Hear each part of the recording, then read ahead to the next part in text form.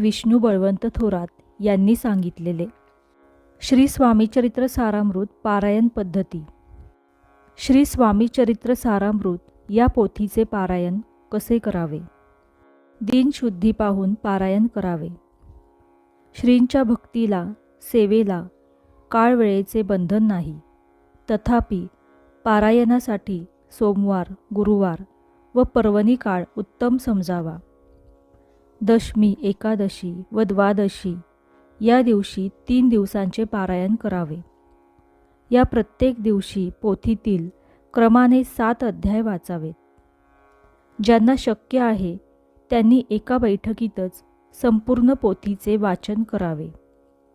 याप्रमाणे आपली श्रद्धा, भक्ती व इच्छा यानुसार या संपूर्ण पोथीची 3, 7, 11 व 21 अशी पारायणे करावीत.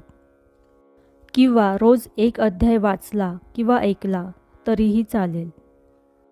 सकाळी स्नानानंतर नित्याची देवपूजा करून भोजनापूर्वी पारायण करावे. त्यासाठी वेळ निश्चित केल्यास उत्तम. स्नानानंतर शुद्ध वस्त्रे नेसून मस्तकी गंध लावावे. नित्याची देवपूजा करावी. कुलदेवता, इष्टदेवता, गुरुदेव व श्री स्वामींचे स्मरण करावे. वडीलधाऱ्यांना वंदन करावे.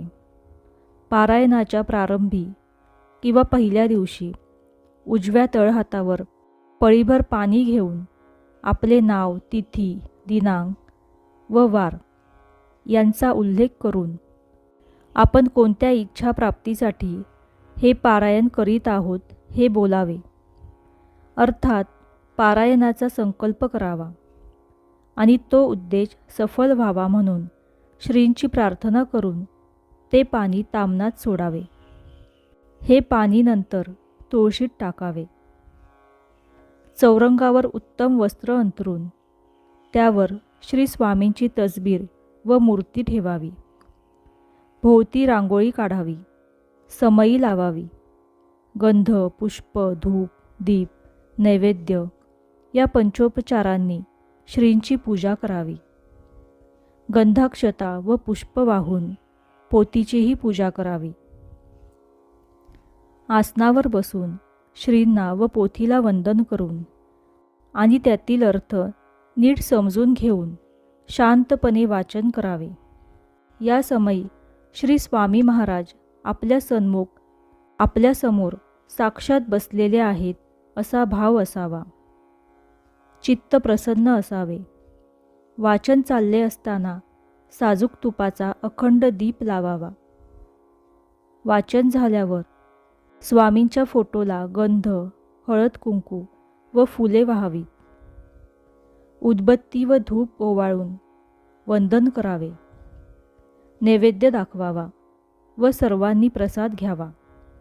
पारायणाच्या शेवटच्या दिवशी ब्राह्मणास किंवा ब्राह्मण दाम्पत्यास भोजन, वस्त्र व दक्षिणा देऊन त्यांचा सन्मान करावा. किंवा एखाद्या सज्जन ब्राह्मणास शिदा, वस्त्र व दक्षिणा देऊन संतुष्ट करावे. सायंकाळी जवळपास असलेल्या श्रींच्या मठात वा मंदिरात जाऊन श्रींचे दर्शन घेऊन यावे. पारायण काळात सदाचाराने राहावे. एकभुक्त राहावे. ब्रह्मचर्य पाळावे. वादविवाद, भांडणतंटा आदी गोष्टी टाळाव्यात.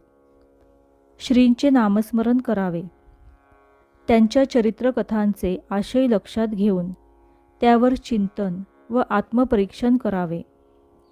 आता हे पारायण केल्याने आपल्याला काय फलश्रुती मिळते ते आपण जाणून घेऊयात. श्री स्वामी समर्थ हे दत्तावतारी पूर्ण परब्रह्मरूप आहेत. ते नित्य वर्तमान आहेत. या सारामृताच्या पारायणाने सर्व शुभ संकल्प पूर्ण होतील. पुढील इष्ट गोष्टी तर निश्चितच प्राप्त होतील. कुठलाही रोग झाला असेल तर तो बरा होण्यासाठी 7 पारायणे करावीत. शिक्षणात प्रगती, परीक्षेत यश मिळण्यासाठी 7 पारायणे करावीत. विवाह जमून तो निर्विघ्नपणे पार पडण्यासाठी एका दिवसात 1 पारायण करावे.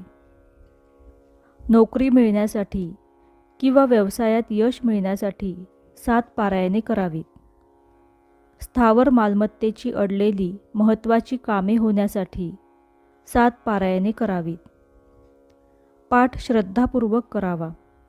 त्यात संकल्प